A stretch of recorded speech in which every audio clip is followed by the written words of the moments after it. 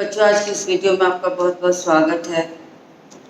आज मैं व्याकरण से आपका जो टॉपिक है वाक्य रूपांतरण, रचना के आधार पर वाक्य रूपांतरण मैं वो कराने चल रही हूँ।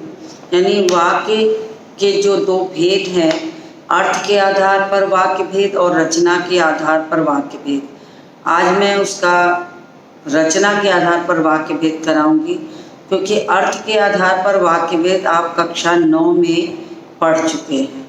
तो कक्षा 9 में अर्थ के आधार पर वाक्य भेद है और कक्षा 10 में रचना के आधार पर वाक्य भेद है। तो आपको उसकी परिभाषा, उसके नियम, उसके आसार, वाक्य परिवर्तन करने को आता है, वाक्य पहचानने को आता है, वाक्य को सरल वाक्य से संयुक्त में, संयुक्त से मिश्र में, एक दूसरे में रूपांतरित करने को आता है। साथ ही साथ आपको वाक्य देकर उसकी पहचान, नाम पूछा जा सकता है। तो ये सारी चीज़ें इसमें आती हैं। तो मैं वाक्य किसे कहते हैं यहाँ से प्रारंभ करूँगी। तो सीधे टॉपिक से मैं आ रही हूँ।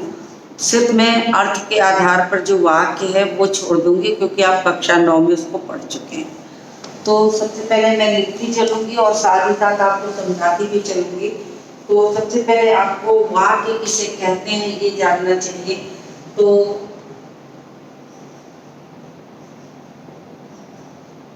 वाक्य क्या है?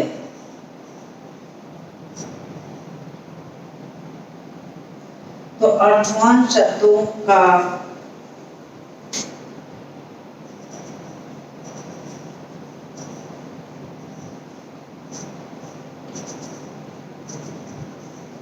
अर्थवान शब्दों का जो व्यवस्थित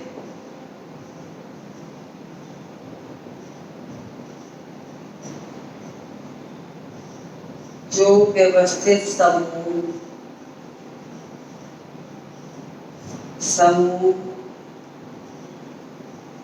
मन के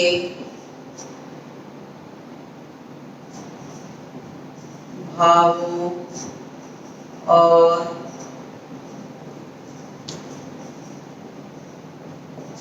विचारों को पूर्ण रूप से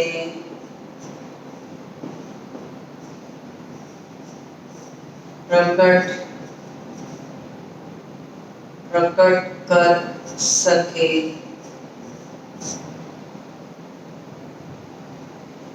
वह वाक्य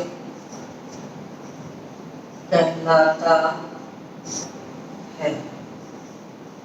ये मैंने व्याकरणिक शब्दों का प्रयोग करके परिभाषा लिखी है,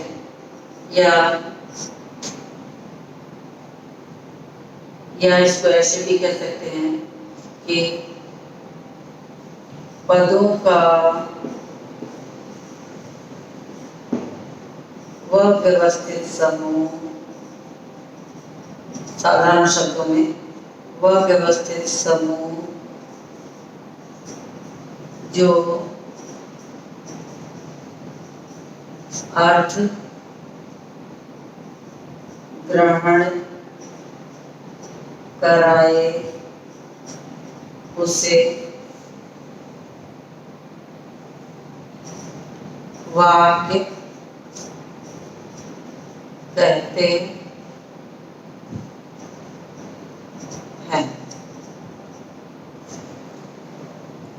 तो आप इसको साधारण शब्दों में ऐसे भी लिख सकते हैं कि चाहे आपने व्याकरणिक भाषा का प्रयोग किया हो या आपने साधारण भाषा, वाक्य कहने का मतलब होता है कि शब्दों का वो समूह जो आपको, आपके मन के भाव को दूसरे तक पहुंचा सके, और वो तभी होंगे जब उनका क्रम व्यवस्थित होगा।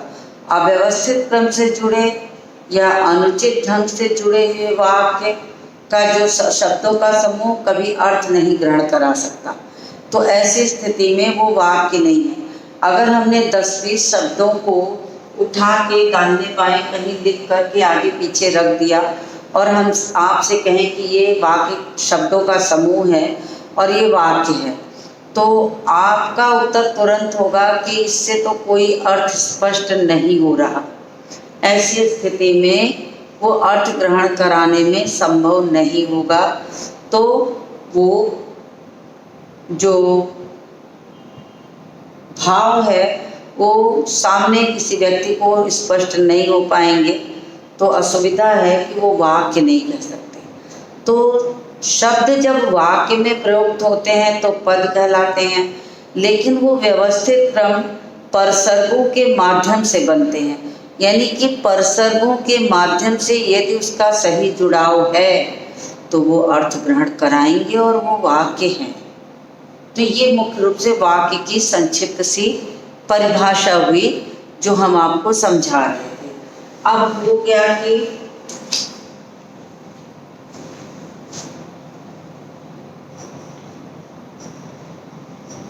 वाक्य का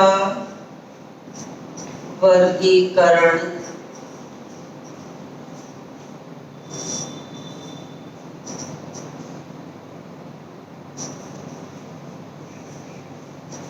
दो आधार पर होता है।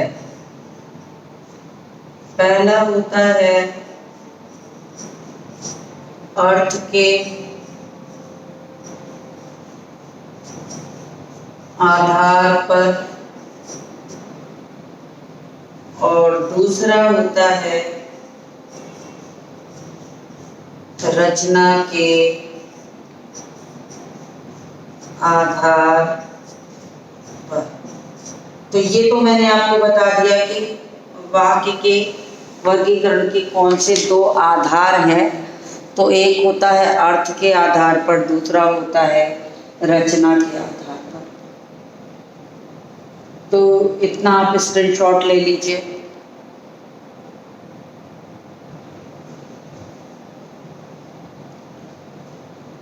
वास्तव में कहा जाए कि जब तक एक कर्ता कोई भी वाक्य बनाने के लिए हमें जिन चीज़ों की आवश्यकता होती है, उन चीज़ों में जो सबसे प्रमुख पद होते हैं उन पदों को हम या तो कर्ता कहते हैं या तो क्रिया।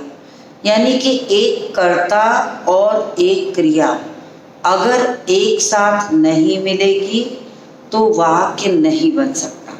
अगर हम चाहें कि बिना कर्ता और बिना क्रिया के वाक्य बन जाए तो वो भाव नहीं देगा, या तो भाव नहीं देगा या तो वो वाक्य बन ही नहीं पाएगा।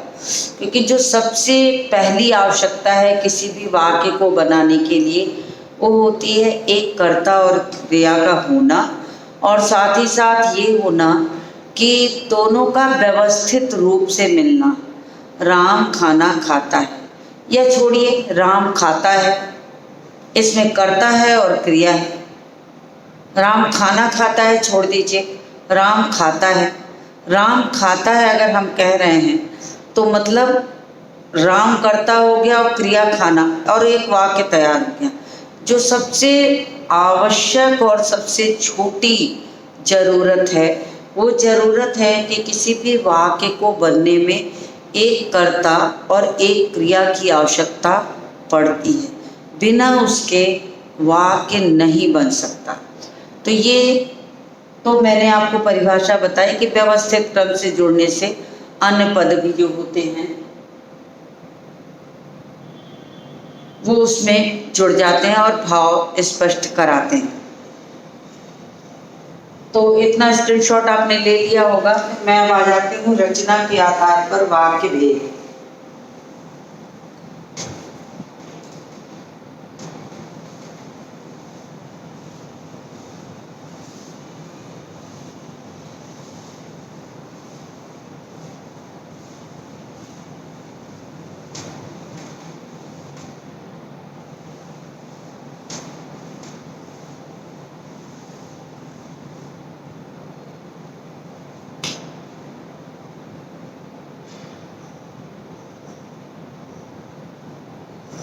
रचना के आधार पर वाक्य भेद, यानी रचना के आधार पर वाक्य भेद। तो रचना के आधार पर, रचना के आधार पर वाक्य के कुल 3 भेद होते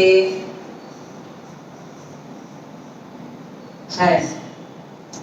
पहला है सरल वाक्य, या इसको कहीं कहीं साधारण वाक्य भी लिखा रहता है।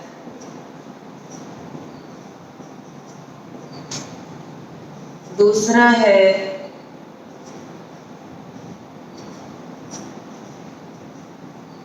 संयुक्त वाक्य, और तीसरा है मिश्र वाक्य। तो ये आपके रचना के आधार पर वाक्य के भेद हो गए हैं कि सरल वाक्य, संयुक्त वाक्य और मिश्र वाक्य। मैं पहले संक्षेप में आपको मौखिक रूप से इसको समझा देती हूँ कि सरल वाक्य, संयुक्त वाक्य और मिश्र वाक्य क्या है। फिर उसके बाद मैं आपको लिखकर बोर्ड पर भी समझाऊंगी। तो सबसे पहले, जैसे मैंने अभी आपको कहा कि सरल वाक्य क्या है। सरल वाक्य का मतलब होता है जिस किसी भी वाक्य में एक कर्ता और एक क्रिया, एक कर्ता और एक क्रिया है, उसको हम सरल वाक्य कहेंगे। सीधा सिंपल सेंटेंस, साधारण भाषा में आप किसी भी वाक्य को एक वाक्य में पूरा कर दें। राम खाना खाता है, वह बाजार जाता है, सीता पढ़ती है, हवा चल रही है, नदी बह रही है, सूरज पूरब में उगता है। तमाम ऐसी बातें होती हैं जिन बातों को हम किसी एक वाक्य में ही पूरा कर देते हैं। हमें कई बातों को एक साथ जब कहना होता है तब हम वाक्य के किसी अन्य भेद का प्रयोग करते हैं। लेकिन वास्तव में सरल वाक्य, जैसा कि नाम है कि सरल वाक्य, वास्तव में वो सरल वाक्य ही है।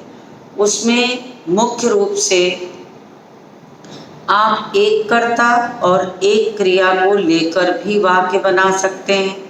राम खाता है, सीता लिखती है, मोहन जाता है, राधा नाचती है। तमाम ऐसे वाक्य हैं जिन वाक्यों को एक कर्ता और क्रिया से पूरा हो जाता है। अब ये वाक्य क्या है? साधारण वाक्य है। इसमें आपको एक कर्ता एक क्रिया मिल रहा है। तो जो जहाँ कहीं भी बात को हम किसी एक वाक्य में ही पूरा कर देते हैं, जहाँ कहीं भी हम अपनी भावनाओं को, अपने वाक्यों को, अपनी बात को किसी एक वाक्य में ही पूरा कर देते हैं, तो वो वाक्य साधारण वाक्य कहलाता है। तो मैंने अभी बहुत संक्षेप में सब तीनों चीज़ मैं आपको बता रही हूँ, फिर एक एक चीज़ को अलग करके समझाऊंगी। अब बात करें संयुक्त वाक्य की। तो संयुक्त वाक्य का मतलब होता है कि संयुक्त मतलब ही होता है जुड़ना, जोड़ना या जुड़ना।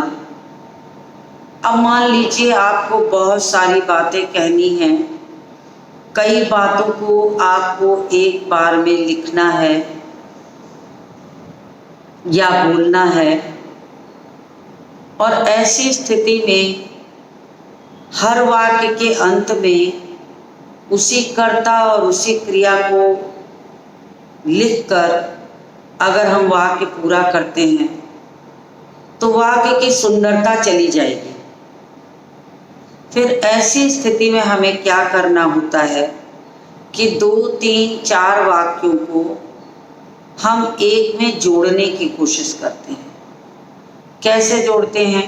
हम योजक लगा देते हैं। योजक क्या होता है? योजक एक अव्यय है जो दो तीन वाक्यों को जोड़ने के लिए प्रयोग किया जाता है। अब ये योजक जिसको कि हमने प्रयोग करके अपनी बात को छोटे में कहकर एक क्रिया से लगाकर उसको हमने समाप्त कर दिया। तो कई क्रियाओं को लगाने की ज़रूरत नहीं है। कभी कभी ऐसा होता है कि जब हमें बहुत विस्तार में एक पन्ना दे दिया गया है और आपसे ये कहा गया है कि इसकी समरी यानी संक्षेप में इसको लिखें। अब संक्षेप में करने के लिए संयुक्त वाक्य की जो प्रक्रिया है वो सबसे कामयाब प्रक्रिया है, क्योंकि आप वाक्यों को पढ़ लीजिए, अनावश्यक शब्दों को उसमें से निकाल दीजिए और जहाँ कहीं भी आपको एक योजक की आवश्यकता लगे वहाँ पर आप उस योजक को जोड़ करके और आखिरी में क्रिया लगा दीजिए, तो वो वाक्य संक्षिप्त होता चला जाएगा। अब इस तरह से देखा जाए तो वाक्य का संक्षिप्तीकरण की जो प्रक्रिया होती है कि उसे हम संयुक्त वाक्य के माध्यम से ही करते हैं। तो मैंने आपको संक्षेप में सरल वाक्य, संयुक्त वाक्य और मिश्र वाक्य भी बता देते हैं। अब मिश्र वाक्य की अगर बारी आती है तो संयुक्त वाक्य में तो दो पूरे वाक्य होते हैं, सिर्फ एक योजक लगता है, लेकिन मिश्र वाक्य ऐसा नहीं होता। मिश्र वाक्य में एक वाक्य जो होता है आपका मुख्य होता है और दूसरा गौड़ होता है। दूसरा वाक्य उसका गौड़ होता है, आश्रित होता है। तो पहले वाक्य में हम उसको मुख्य वाक्य के रूप में देखते हैं और दूसरे वाक्य में उसको हम आश्रित वाक्य या गौड़ वाक्य होते हैं। तो हमें उन दो वाक्यों को जोड़ने के लिए मुख्य रूप से योजक तो लगेगा, मगर एक वाक्य को आधा करना पड़ता है और दूसरे में मुख्य बात कही जाती है। जैसे अगर हमने कहा कि उसने कहा कि हम लड़ाई नहीं चाहते। अब हमने दो वाक्य यहाँ बोले हैं, उसने कहा एक वाक्य हो गया और दूसरा हो गया कि हम लड़ाई नहीं चाहते, लेकिन एक वाक्य इसमें से पूरा है और दूसरा वाक्य इसमें अधूरा है। तो जिस किसी वाक्य का एक अंश पूरा और दूसरा अंश अधूरा होता है उस वाक्य को हम मिश्र वाक्य कहते हैं। तो मैंने संक्षेप में अभी आपको सिर्फ इसकी समरी के रूप में, सारांश के रूप में आपको ये बताया है। अब मैं एक एक वाक्य को विस्तृत रूप में आपको बोर्ड पर लिखते हुए समझाने की कोशिश करूँगी। तो चलिए, तो यहाँ तक की चीज़ों को आपने उतार लिया होगा। अब मैं पहली हेडिंग डाल देती हूँ, सरल वाक्य।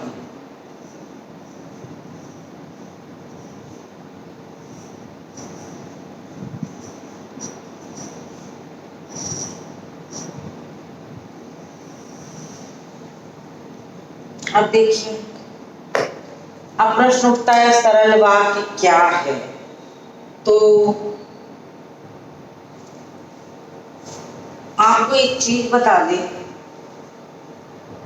आपने सिंपल सेंटेंस में इंग्लिश में सब्जेक्ट एंड प्रेडिकेट भी पढ़ा होगा।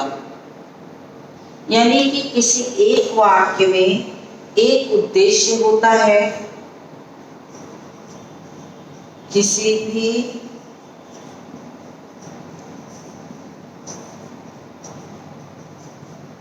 एक वाक्य में एक उद्देश्य होता है, दूसरा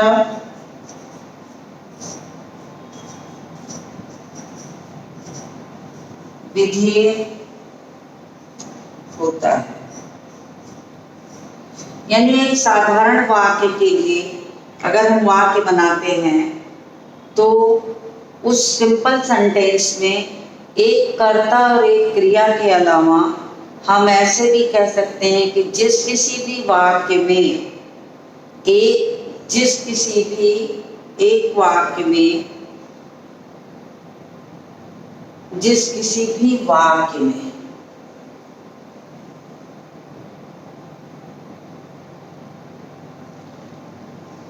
फिर से लिखते हैं, सेंटेंस थोड़ा गड़बड़ हो गया है।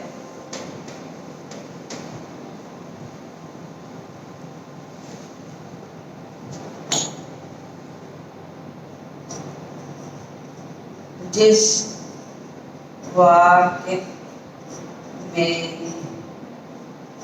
एक कर्ता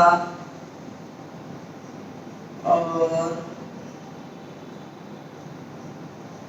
एक क्रिया अथवा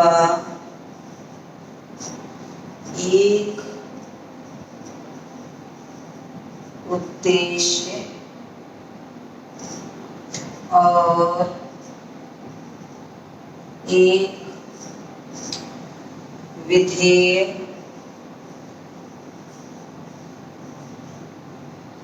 हो उसे सरल वाक्य या साधारण वाक्य कहते हैं। तो ये सरल वाक्य की परिभाषा हो गई। आप इसका स्क्रीनशॉट लीजिए, फिर मैं आगे लिखूंगी।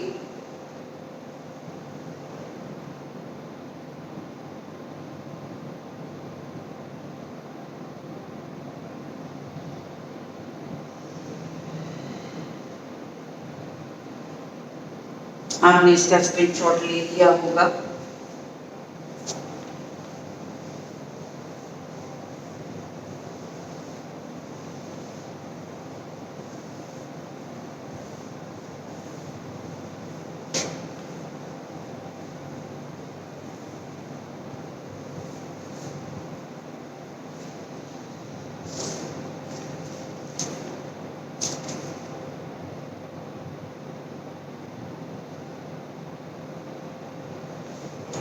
चलिए,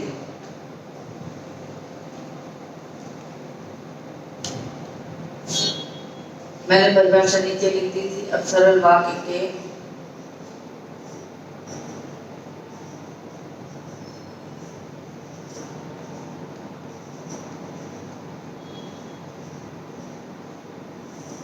उदाहरण।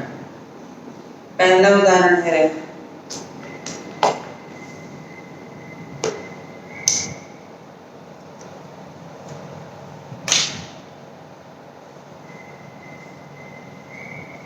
सूर्य पूर्व में निकलता है। दूसरा वाक्य है माँ भोजन पका रही है। तीसरा वाक्य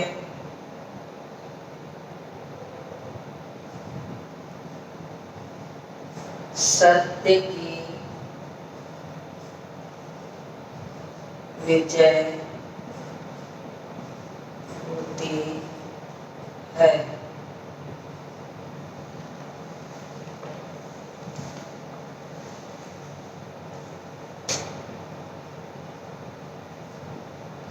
मैं इस साल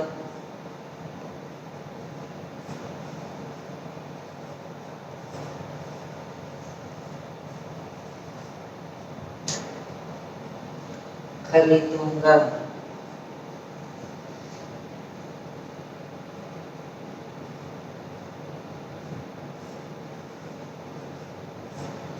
मोहन घर चला गया। बरसात होने वाली है।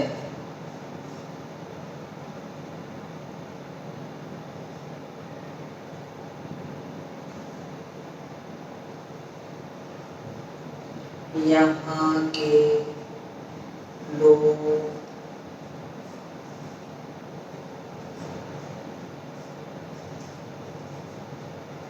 ईमानदार, यहाँ के लोग बहुत ईमानदार हैं। देखिए मैंने कुछ वाक्य लिखे हैं यहाँ पर, और सभी वाक्यों में एक मुख्य क्रिया चल रही है। तो जितने भी वाक्य मैंने लिखे हैं ये सारे वाक्य एक वाक्य में बात पूरी हो गई है और सब में एक क्रिया चल रही है। जैसे सूरज के निकलने की क्रिया, जैसे खाना के पकाने की क्रिया, जैसे विजय के होने की प्रक्रिया, जैसे कार के खरीदने की, यहाँ चले जाने की, यहाँ होने की, और यहाँ ईमानदार होने के भाव की प्रकट किया जा रहा है। तो इस तरह के वाक्यों में वास्तव में देखा जाए तो एक वाक्य होता है और उस वाक्य में ही पूरी बात सिमट जाती है। तो बहुत सारी चीज़ें ऐसी होती हैं जिनमें हम ये नहीं समझ में आता है कि हम कैसे माने कि एक दो वाक्य नहीं, लेकिन इसमें आपको देखिए कहीं भी कोई दो वाक्य नहीं चल रहे हैं। सूरज का पूरब में निकलना, माँ का भोजन बनाना, सत्य की विजय होना एक अकाट सेंटेंस अपने में है, वाक्य है।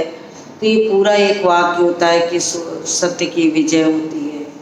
मोहन घर चला गया, मैंने एक बात कही, पूरा हो गया। अगर इसके साथ हम अगर कहते मोहन घर चला गया और कुछ जोड़ देते तो ये वाक्य का स्वरूप बदल जाता। यहाँ तक वाक्य का स्वरूप जो था वो बदल जाता। लेकिन साधारण वाक्य का मतलब ही होता है कि हर प्रकार से सभी वाक्य जो हैं इसमें सरल हैं और सभी वाक्यों में एक उद्देश्य और एक विधि निहित है। तो लिख लीजिए आप इसको। उपरोक्त सभी वाक्य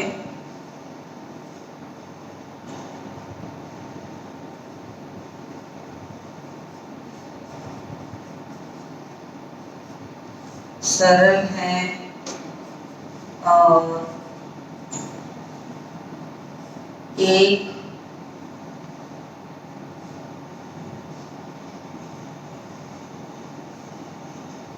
उद्देश्य और एक विधि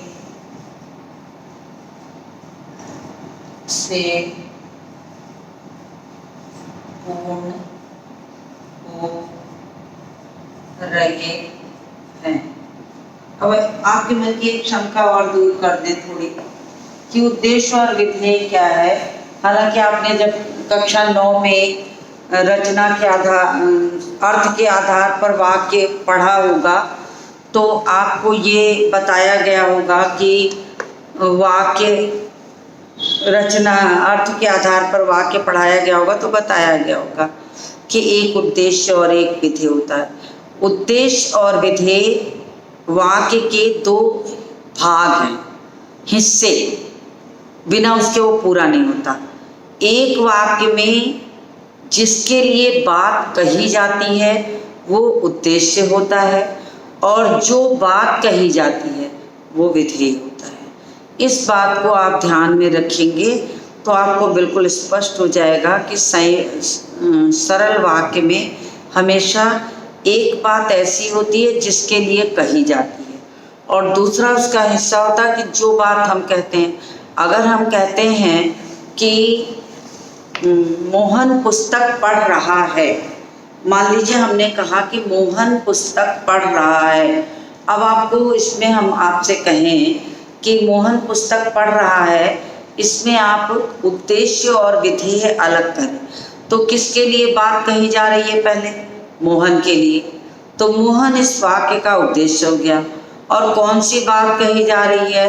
कि पुस्तक पढ़ रहा है।